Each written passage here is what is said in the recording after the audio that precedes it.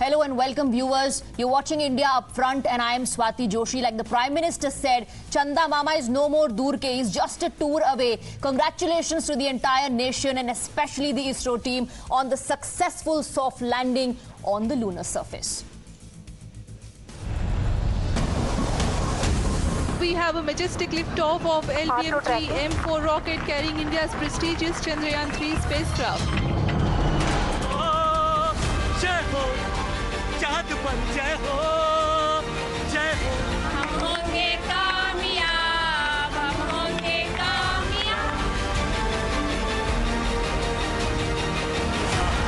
आप अपनी स्क्रीन पे देख सकते हैं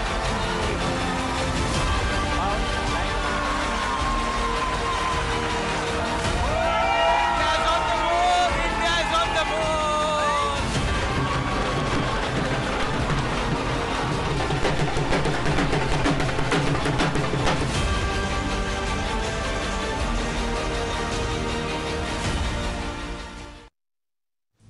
And like they say, one should never forget their roots. So let me draw your attention to two images. Images that establish what a mammoth leap this has been for India and its scientific community. Images that depict a remarkable journey from modest beginnings in the 1970s when it transported rocket components on the backseats of bicycles to becoming the first nation to successfully land a spacecraft, indigenously built spacecraft, on the moon's south pole.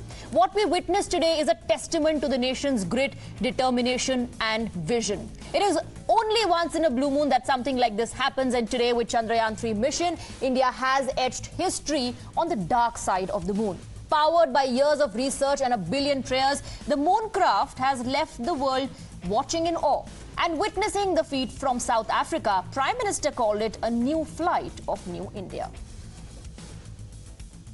मेरे परिवारजनों, हमारे वैज्ञानिकों के परिश्रम और प्रतिभा से भारत चंद्रमा के उस दक्षिणी ध्रुव पर पहुंचा है जहां आज तक दुनिया का कोई भी देश नहीं पहुंच सका. Well, what we are getting for you at this point of time are the first images that have been shared by the lander Vikram, and soon we will also get an update about the movement of rover as it descends on the surface of moon. But these images are very, very important after a successful soft landing. Now we've started getting data, we started getting images, and this on your screen is the first image that has been sent by Vikram, the lander named after Vikram Sarabhai. Now our scientists, remember, have accomplished what superpowers like US, Russia and China could not only in terms of scientific skills but also the cost effectiveness. The cost of India's lunar mission stood at $75 million, which is less than half the budget of a Hollywood film, Interstellar, that cost $165 million. Basically, a film about space cost more than an actual space mission. Possibly the biggest leap in lunar research has been propelled by Atmanirbharta push. Chandrayaan 3 is a lunar module that was indigenously developed by Indian scientists on Indian soil. The technology on board lunar module, including the avionics and other critical materials, everything sourced and developed in-house. देश को इस ऐतिहासिक उपलब्धि के लिए गौरवान्वित होने के लिए अवसर देने के लिए आदरणीय प्रधानमंत्री श्री नरेंद्र मोदी जी का भी हार्दिक अभिनंदन, जिनके कुशल नेतृत्व में देश सफलता के नित नए कीर्तिमान स्थापित कर रहा है. प्रधानमंत्री श्री नरेंद्र मोदी जी के नेतृत्व में भारत अंतरिक्ष के क्षेत्र में अपना अलग अनोखी पहचान बना रहा है. ये आत्मनिर्भर भारत का मंत्र पर खरा उतर रहा है. Well, this is just the latest in India's endeavor as it eyes entry into the $447 billion space economy.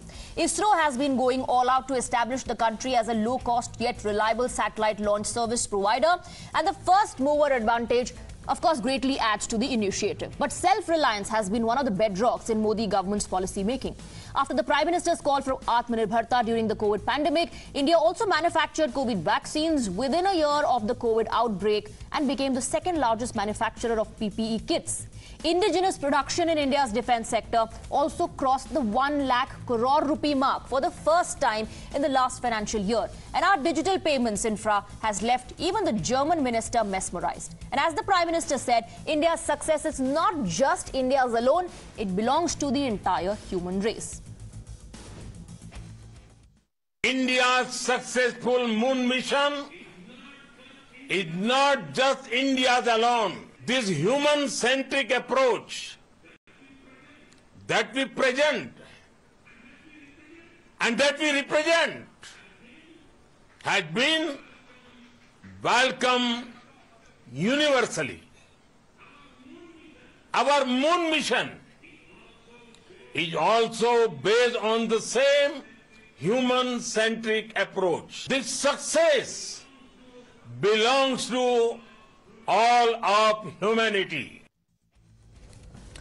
Well, let's open this up and go across to our guests. We have a panel of experts to understand the significance of the historic moment that India and the entire world has just witnessed, and also try and understand how this is going to bring about a change in the space sector for India. Let me introduce the guests. Tonight we have Dr. Narendra Bhandari, ISRO member, Moon Mission Task Force. We have Professor Patrick Dasgupta, astrophysicist, here in the studio with me. We have Annapurni Subramaniam, IIA director. We also have Abhijit Chavda, astrophysicist. On the panel, we have Tomas Hrozensky, researcher, European Space Policy Institute, Dr. Sudip Bhattacharyya, professor, and we'll be joined by other esteemed guests as well in some time. Let's open this up. Dr. Narendra Bhandari, the heart is filled with pride. There is no arrogance, like the Prime Minister said. You know, this is not just our accomplishment, but the accomplishment and success of the entire human race. Most importantly, indigenously built spacecraft.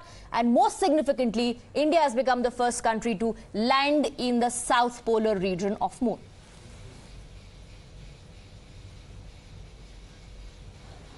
Indeed, this has been a great day for us at ISRO. 20 minutes of terror, what they said, is behind us. And now we look forward to 14 days of exciting science. And science is where we really excel in ISRO. You know, Chandrayaan 3 is following up the lead given by Chandrayaan 1, where we discovered water near the north and south pole. And now everybody wants to go there because water is a miraculous molecule. It gives hydrogen, which can be used as power, and it gives oxygen for human habitation. So you see, we have landed, of course, 70 degrees south, not at the south pole. But this is the area where the temperatures in the night go very low, and all the water is deposited there in form of ice. So we are looking forward to very exciting science during the next few days. So first there will be health checkup of all the instruments. Pragyan will come out, and then, of course, the journey will begin. So it is a new sunrise on the moon, and I think we are very excited about it. Everything was done by our scientists and engineers in ISRO. Absolutely. And you know, one more point I would like to make is that before Chandrayaan 1, there was always competition between different countries in space research. Chandrayaan 1 was the first one to have 5 payloads or instruments from other countries, and that began the era of cooperation. So what Prime Minister Narendra Modi says is correct. Now we are all together helping each other in a joint effort to do something wonderful in this space. Right, we're all together in this, but you know, like I said, we have to talk about the Atmanirbhar aspect of all of this.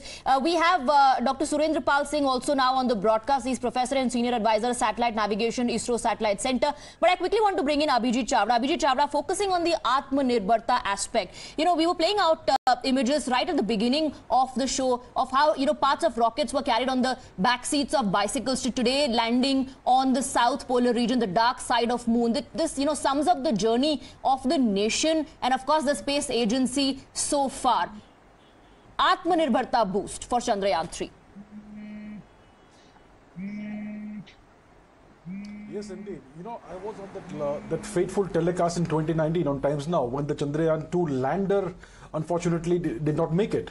So we have come full circle in 4 years. We are now in a state of happiness. The euphoria has kind of faded. The achievement is kind of sunk in. And you're right, we need to be on the path to complete Atmanirbharta when it comes to space and other technologies. ISRO has come so far from carrying rockets on the backs of bicycles to what we have achieved today. Now we have to make sure that the Chandrayaan 3 success is just one step in a long road ahead. We should not stop it at here. We need to have Chandrayaan 4, Chandrayaan 5, all the way to Chandrayaan 10 and beyond, into the 2030s and beyond. And all of this technology obviously is homegrown. And we have not taken help from any other countries in any of these technologies, whether it is a cryogenic rocket, whether it is the cryogenic engine, whether it is any of the stages of the rocket and so on. So we need to keep building on this success. We need to invest in heavier rockets in the future, maybe a rocket that is 10 times more powerful than what we have right now. Because right now it takes about 40 days to reach the moon. We can do it in 3 to 6 days if we have a more powerful rocket, like the Soyuz 2 that the Russians tried to use for their Luna 25 mission. We need to also invest in reusable rocket engine technology, and we need to keep on pushing the bar when it comes to the space missions. Don't stop at Chandrayaan 3, go on to Chandrayaan 10, maybe 20. Eventually we'll have human space flight. Eventually we will have Indians landing on the moon. Right now we are, like the professor said, we are in an era of cooperation. But please remember, this is geopolitics. Overall, there is a geopolitical angle. There will be some element of scientific curiosity behind these missions, but overall, it's about pushing the national interest forward. And we are actually in the space race 2.0. Every nation is trying to make a move onto the moon. In the 2030s, you're going to have permanent, possibly human settlements on the moon. And at the first opportunity, nations will try to stake claim to lands and resources on the moon. It's going to happen. No one can stop it. This is just human nature, which we have seen over and over again over the centuries. It's going to happen. So India needs to make sure we do not get left behind. We are a top 4 power right now in terms of technological abilities. We need to build on this and not be complacent. In the past, we've done it so many times. We develop a technology and we say it's just a technology demonstrator. 1974 Pokhran 1. We tested a nuclear device, then we went to sleep for 24 years. So that sort of thing should not happen again. We need to keep on pushing the limit, and I don't see why we should not become a top space power, a top 2, top 3 space power by the year 2050. Definitely possible, as long as we invest the right amount of money in ISRO, and as long as we have the political will to do so. So I am very confident for the future.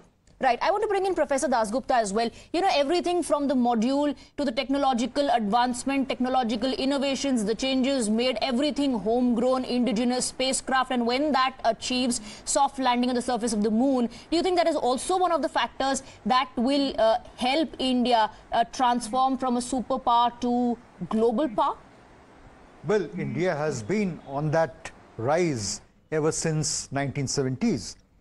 In 1960s, when ISRO started its satellite mission, for example, in 70s, the ISRO conducted the site experiments where satellites were used for educational purpose. And in just after Pokhran, we had the Aryabhatta launched by ISRO. So that upward journey has always been the case with ISRO. And always the technology has been completely indigenous, and today's achievement is essentially, in a sense, a mini culmination of the several years of hard work by all the scientists of ISRO.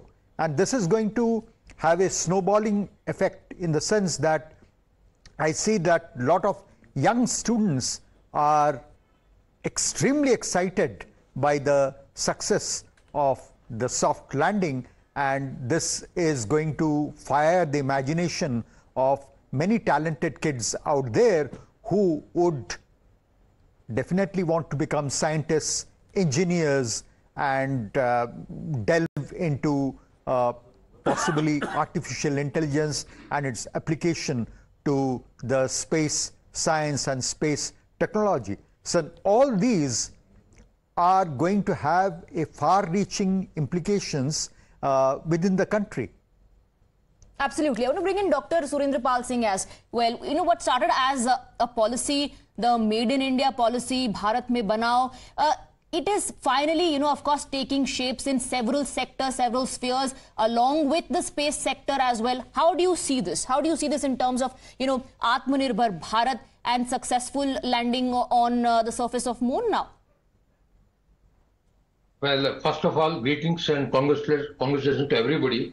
Particularly, I would like to congratulate Professor Bhandari, because he was the person, who was behind the Chandrayaan 1. Because I was associated with the communication system of Chandrayaan 1. The same legacy continued till Chandrayaan 3. Now, talking about Atmanirbhar, I don't think we got the technology from anywhere. Be it a satellite technology of 1975 when we launched the Aryabhat or Bhaskara, etc. Everything was done here, except the components, because nobody, even now also we import the components. For SLV to GSLV Mark III, the cryo engines, the Vikas, everything has been developed in the country. So we are quite Atmanirbhar as far as the space sector is concerned. Data analysis is concerned, that's being done. Physics is being done by PRL, TIFR, and many universities, and of course Indian Institute of Astrophysics. So we have done in the space sector also quite a bit. Now what I want to say, what will be the impact of this one? I think Professor Dasgupta also talked about it. See, youngsters are getting inspired, I have come across many persons, and today's country's population, almost 50% of the population is less than 25 years. When we launched the Aryabhat, the average, I was 22 years and the average age was 26 years. So I'm reminded of that one. And if we can motivate the youngsters, they will definitely work in the space sector, and the private sector has been, space has been open to private sectors. So industries will come up. Now in this particular case also, almost 9 to 10 industries have contributed significantly. Now they can go into the international market and say that our systems, manufacture our systems, qualified our systems, have gone to moon. So they can supply systems to NASA, ESA, Japan, South Korea. There are many persons Israel who wants to go for space. So all these things are there. And lastly, this total landing has increased the self-esteem of everybody, be it a scientist, be it the Prime Minister, President, or a person who is selling vegetables on the street. Just now one person from whom I buy vegetables telephoned me and congratulated. Thank you. What you said will reflect more on that in terms of a boost to the space sector. When it comes to India, we'll reflect more on that and discuss that in detail. But I also want to know how the world is looking at this particular milestone, the successful soft landing. I want to go across to Tomas Hrozensky. I hope I'm getting your name right. Please share your views with us. Thank you for having me. It's a pleasure to be part of the program, and huge congratulations for such a successful achievement. I think, and it was mentioned in your media and different medias as well, that there has been a lot of enthusiasm, and not just in India, and a lot of congratulations, and a lot of positive vibe about the mission. Eventually, if you look at the space community, there might be differences, and as the previous speaker mentioned, there is also a lot of geopolitics, but space exploration, lunar exploration, exploration of solar system, that does bring so much inspiration, that does continue to bring such tremendous, let's say, inspirational value, not just for young generation, that there was so much excitement, even to my positive feeling. And I think the whole world was watching, especially the last phases with a lot of, I would say, sensitivity. As you noticed with some of the latest missions that have been launched to the moon, one of them has been the Russian mission, but there was an Emirati/private mission that was launched to the moon at the end of last year. And both of those missions have shown that landing softly on the moon is not a simple achievement. And we continue talking about how space economy is growing, and which is still the truth. But we should not underestimate how technically challenging some of those activities are. Now, when it comes to putting India in the global perspective, it's a successful achievement. But if you look at the level of ambition that is being put in place in some other countries, be it the US, be it elsewhere in Asia, be it in Europe, and be it in the private sector. Now comes the question, what do you do next? I mean, how do you define your ambition to be different? How do you ensure that your ambition and what you want to do is in synergy with all those other missions, right? We anticipate more than 150 missions to go to the moon in the past few years, in the next few years. How do you reconcile it? How do you coexist next to each other? And how do you bring value to that collective effort, even and occasions when this not may be so harmonized or synchronized between the different initiatives? And I think this is something that not only India has to put as a question in front of some of the policy making. You know, we demonstrated, you know, we know we can do it. Okay, but what's next? How do we want to further continue in that region? And in that sense, I feel that the place of international cooperation should even further be strengthened. I'm not questioning the argument on doing things domestically, but looking ahead, what do you do towards a better international cooperation, and how do you bring value to that cooperation? I think that's an important question. How do we coexist? A very important point that you've made. I would like Dr. Sudip Bhattacharyya to please, share his views on that.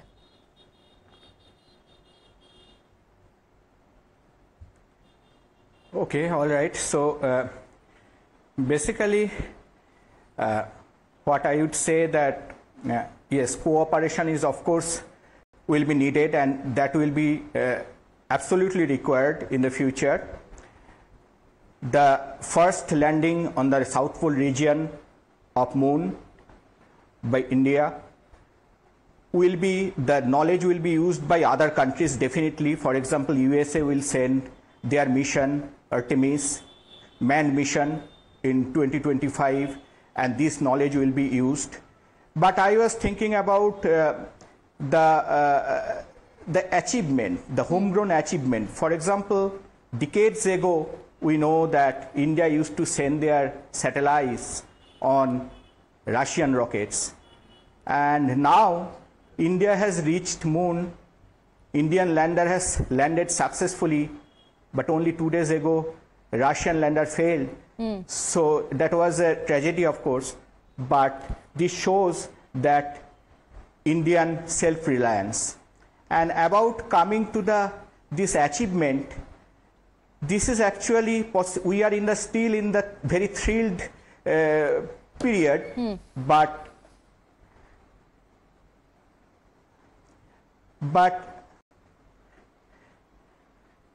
can you hear me? We'll soon realize that this achievement is much more important than we think it is now, because it has opened the door of several things. One is the scientific knowledge.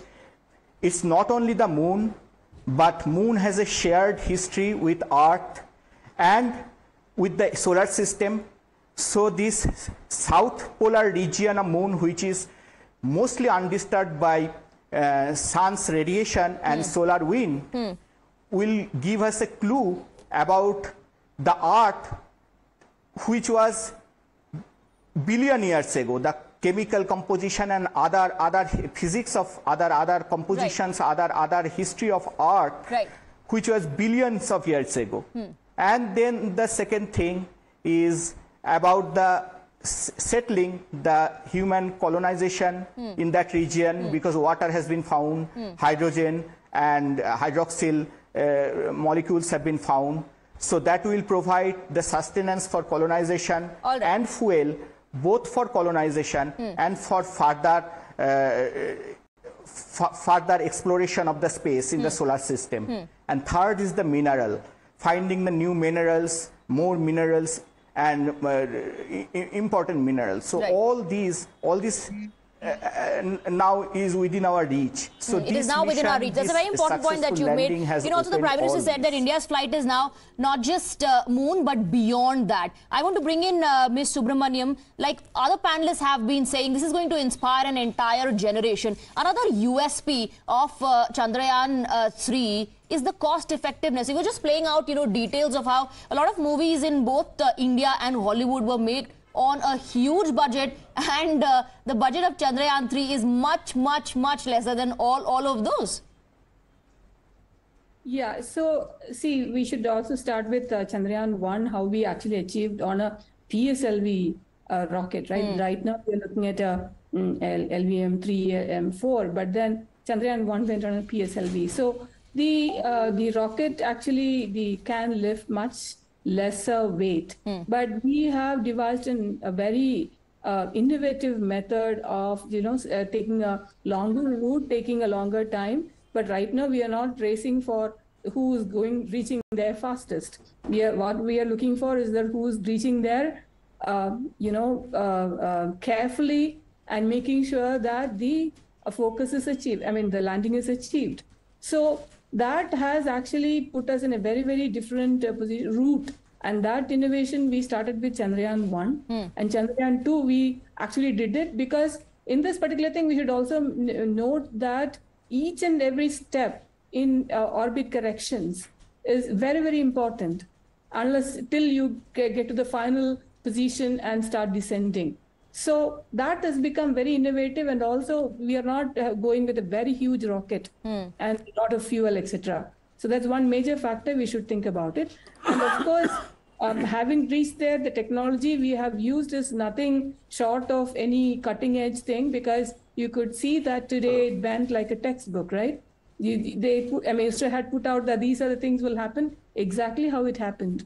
So the technology is immensely used, all the sensors, everything, communication, everything is top notch, and we are not cutting corners on anything.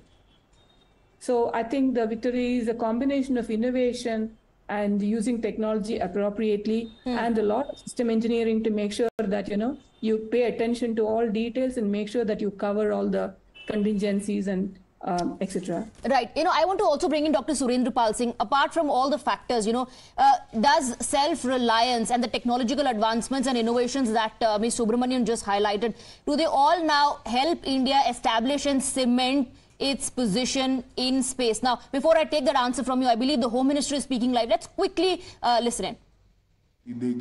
मैं इस मौके पर चंद्रयान 3 की पूरी team को बहुत मन से बधाई देना चाहता हूं, साधुवाद देना चाहता हूं, और मोदी जी को भी बहुत बधाई देना चाहता हूं कि अमृतकाल की शुरुआत में ही चंद्रयान ने जो मंगलाचरण किया है, उस सारे देश के लिए शुभम होगा, मंगल होगा, इसका हम सबको भरोसा है। फिर से सभी देशवासियों को बहुत बहुत बधाई। Okay, all right. Let me go back to Dr. Surendra Pal Singh, sir. Your response if you heard that question. Yeah, first of all, let me tell that, we can predict the future by seeing the past. So we have come a long way, in a limited resources, limited knowledge, which we have come to this level. So I see a great future. I also see Atmanirbharta. I also see that our industries will come up, our technology will come up very well, and our new education system which is coming, which may get all these things in that side, and we may get a lot of scientists also. Today, we don't have large number of scientists to analyze the data. We have got quite a bit data. Only we have got the engineers and technologists.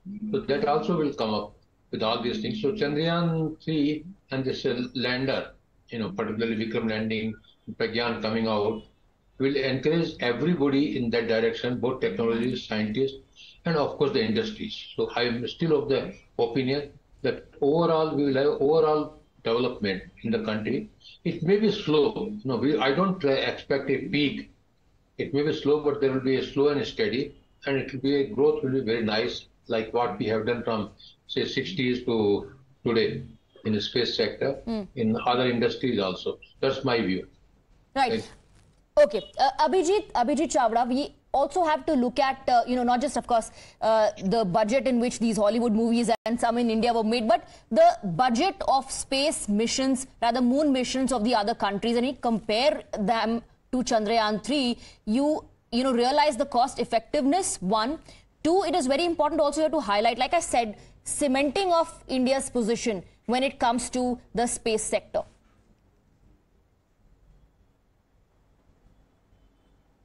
Yes, absolutely. One of the great factors that we have, the great, thing that we have is that we are very cost effective. We are doing so much on such a little budget.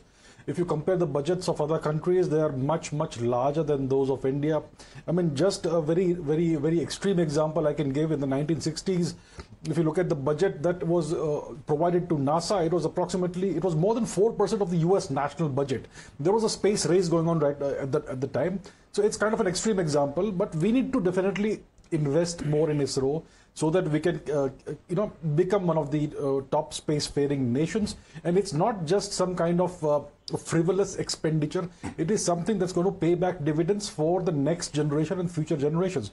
Because in the 21st century, by the end of this century, or even by 2050, the top 3 nations in space are going to be the top 3 economic and geopolitical leaders of the world. So we definitely need to increase the budget that is provided to ISRO. We need to bring in more private players who can support and augment the activities of ISRO in a multitude of ways. We have Skyroot Aerospace that's come up. It's a private launcher. We need much more of that. In the US, the situation is such that a private player like SpaceX can come in, and within just a decade, it can become a major player in the world. If we look at the total mass that is launched to Earth's orbit in 2022, I think SpaceX is launching 90% of the, almost 80% of that. The Chinese are launching about 10% of that. ISRO is launching 1% of the mass that is launched into Earth's orbit, the payload. So we are, from that perspective, rather insignificant. Technologically, we are now in the top 4. So there is a disconnect here. There is a shortfall somewhere, which is definitely the shortfall of the budget. One thing we really need to do is invest in reusable rockets, and we need to invest in more powerful rockets. ISRO has the capability to, in the next 3 or 4 years, design and develop a rocket that is 10 times more powerful than the current most powerful rocket that we have. But for that, we will need political will, and we will need the budget. If we have that, then we can reach the moon in 3 to 6 days instead of 40 plus days. So there is so much more we can do. We need to be more ambitious. We have all the talent, all the brilliance, all the capabilities in the world. We have the resources as well, but without the budget, without the ambition, you're making a very important point. You're saying ISRO has capability. We need to invest more. I want to take Dr. Bhandari's reaction on that. But before that, we have some breaking inputs coming in. I believe ISRO has now tweeted images of the moon that were taken by the horizontal velocity camera during the descent. And ISRO is also, putting out an update saying communication link has been established between the Chandrayaan 3 lander and mock such track Bengaluru. Now remember, the rover is going to be in touch with the lander, communicate with the lander with the orbiter, and that's how the data is going to be transmitted back to Earth. Now, Dr. Bhandari, your quick response on the points that were made by Abhijit Chawda in terms of, investing more. Yes, sir, that is a very important point. You see, cooperation is only possible if you have a strength. And ISRO has shown an internal strength, not only in terms of quickly rectifying the mistakes we did in Chandrayaan 2, but it requires perfection. And we are just 100% perfect in this, whatever we do. So that is a big achievement. And you see, lately, we are thinking of using moon as a gateway for planetary exploration. So that means if you want to send something to other planets, moon is the best place where from to launch big payloads and so on. So we have to build upon this first step. This Chandrayaan 3 is only first step. And you must realize that over the last 15 years, this is only the 3rd mission. If you have to keep pace with the rest of the world, we have to increase our pace of missions, and we have to complete our target. We are still following the lead given by Chandrayaan 1, and I think where we found water on the South Pole, and now everybody is rushing to this place.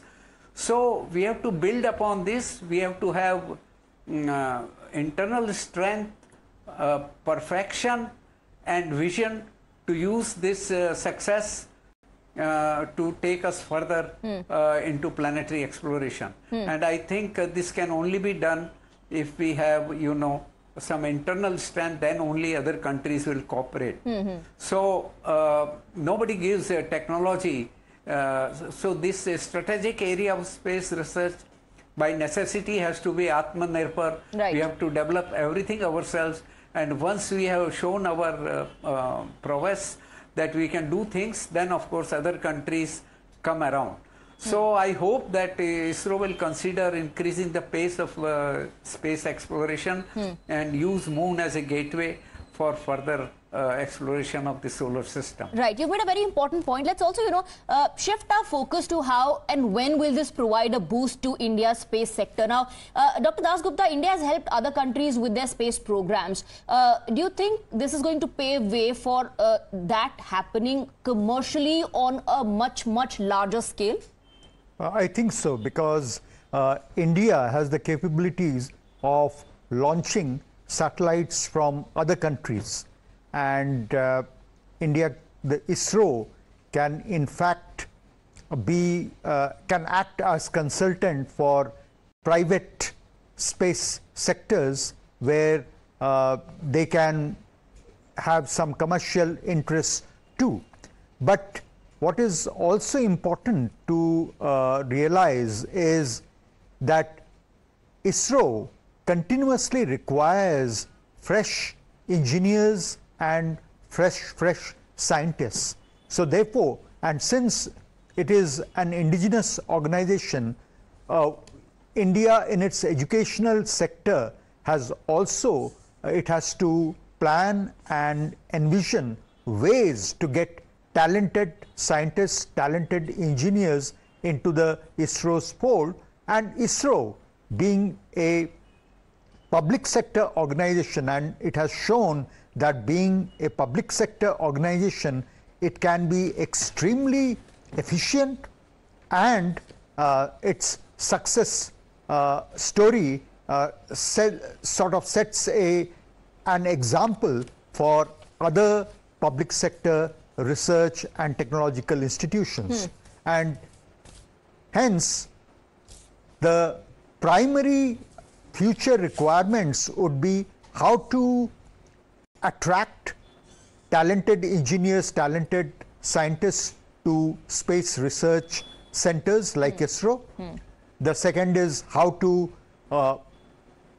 be sort of consultant for private space research sectors, and thirdly, how to sort of promulgate the technological innovations that missions like Chandrayaan 3 bring about, how to promulgate them to the private industries, because the private industry would also benefit by all the technological innovations that have gone in Chandrayaan 3.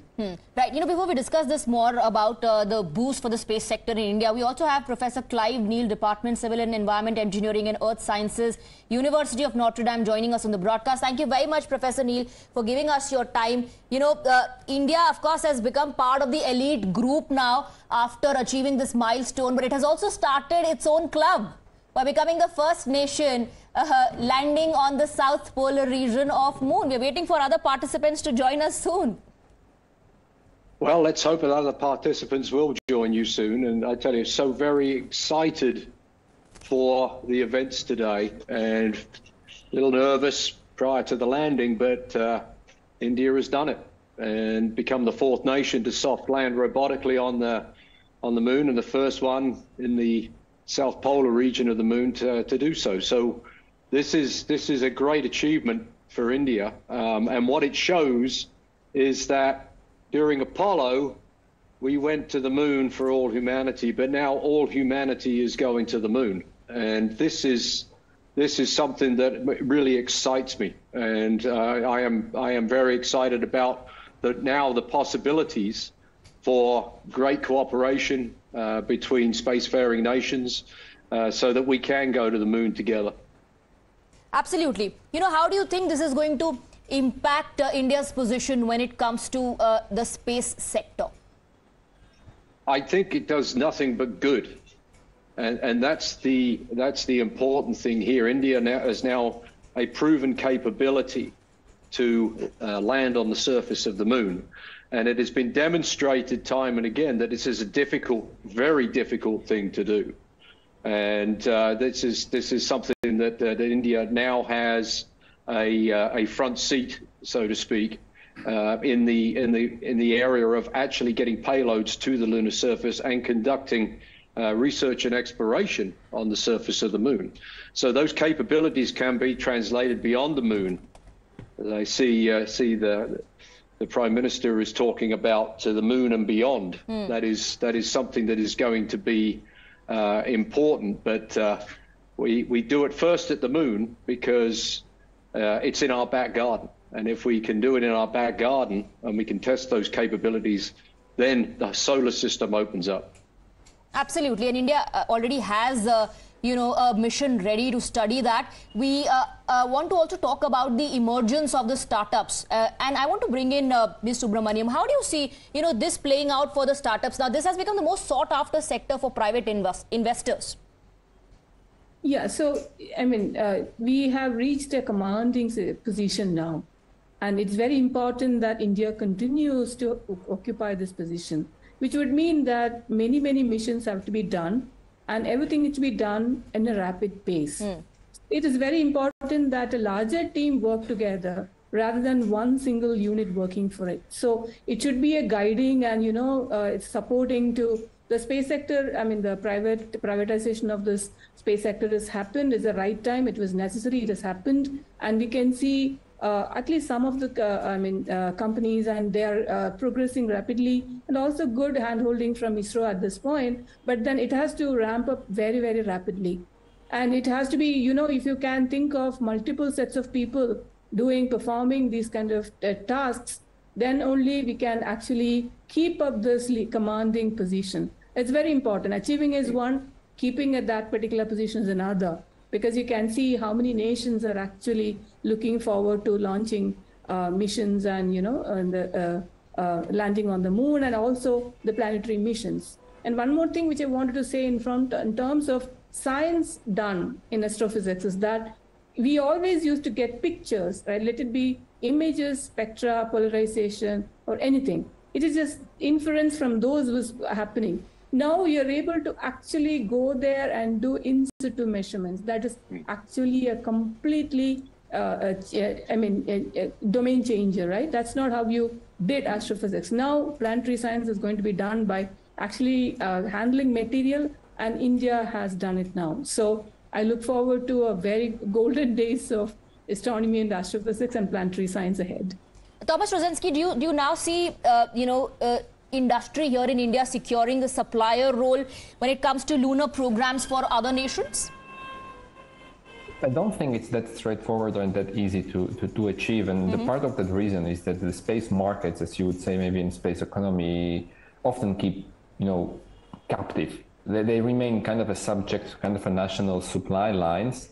So there is one option that is, and some nations around the world have been using that, which is to actively use diplomatic tools, diplomatic channels to leverage the success that you were able to leverage, what you were able to demonstrate, and use that in the foreign development aid. This is something which you can use to support others, and you can use to support yourself either. And I think this example clearly shows one specific aspect which we already discussed a bit in the debate, which is the crucial role of the private sector. As it was highlighted, the ISRO as a public sector organization needs kind of to demonstrate its effectiveness, its cost efficiency, and all of these aspects to the wider public. And if it's able to do so, it can sustain the kind of a support as long as there is a political will in the activity that ISRO continues to do. And with some other countries, what we have also seen is that the emergence of startup, the commercialization of space, all these new trends in the space sector that we have been quite actively seeing in the past few years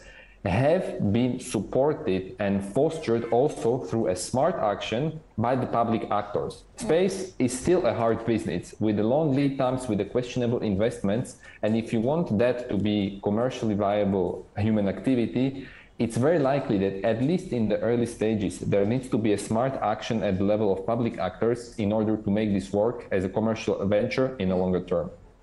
Professor Dasgupta, do you want to respond to that? No, I completely agree with when it comes to cost-effective projects, Professor Dasgupta, we know the secret for cost-effective projects now.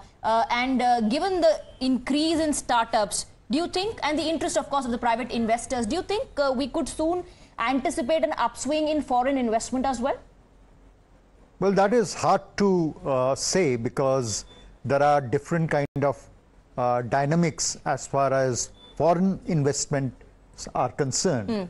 But certainly what will happen is that lot of science payloads from other countries would be contributed to the ISRO mission. For example, in Chandrayaan 3, there was the NASA retroreflector that Chandrayaan 3 carried, and the lander would soon install that retroreflector, which would help in the lunar ranging to find out the distance of moon from Earth in a very time-dependent manner. So such payloads for scientific missions would certainly increase in number because of the success rate of ISRO's missions.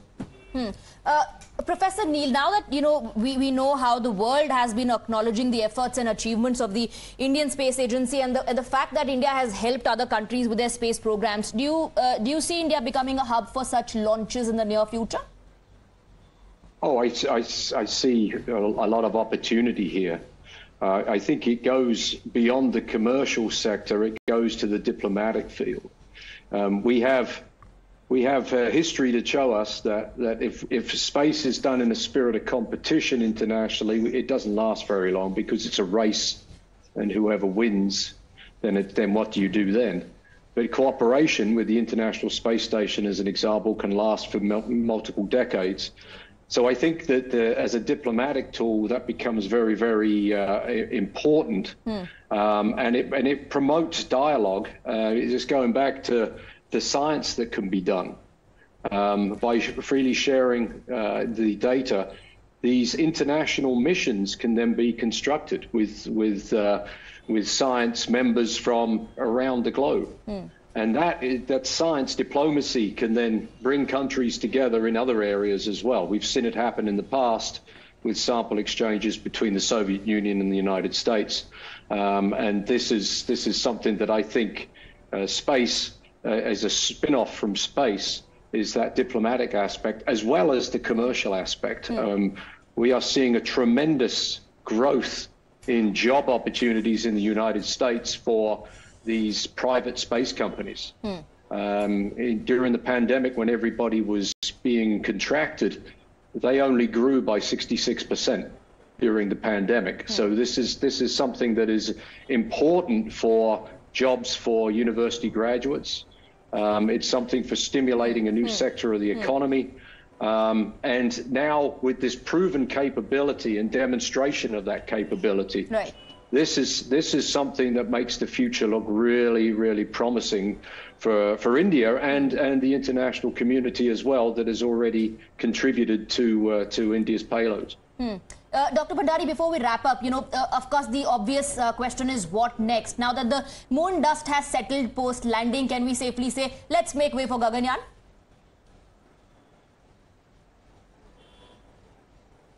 Yes, of course, that is another thing, and we are planning at ISRO several missions. So one is to study the sun, Aditya, and of course there is talk about going to Venus. So you see, there is a lot of motivation to use the moon. For one thing, we can do astronomy from the back side of the moon, where there is no radiation hazard, as on the Earth. We have filled the Earth's atmosphere with various kinds of radiations. And moon offers an opportunity of building an astronomical laboratory on the far side of the moon. And of course, I talked about the use of moon as a gateway to other planetary exploration. Apart from that, I think there is interest of having helium. Helium-3 is one element which is present on the moon, but is not present on the Earth. Because it is brought from the sun and implanted on the moon. And it is a fusion nuclei. So I think that there are many avenues which opens up. We can't do everything, but we have to strengthen our technology, and we have to build upon this big step which Chandrayaan 3 has taken and increase the pace a little bit. Right. You know, the wait for soft landing is over now that the Chandrayaan 3 mission has soft landed on the surface of the moon. Everybody is waiting for the rover to roll out of the lander and descend on the surface of the moon and to share with us the data from the dark side of moon. The team of scientists, engineers waiting to go through tons and tons of data that will be shared soon. With that, I'm wrapping up the debate, thanking all the guests for joining us with your views, with your perspective. And of course, this is a milestone that has been achieved by India, becoming the first nation to land on the South Polar region of moon. We'll continue to get you more updates and keep on tracking this journey because lander and rover have a lunar daytime. They have 14 days approximately when it comes to Earth to carry out and fulfill the objective of Chandrayaan 3.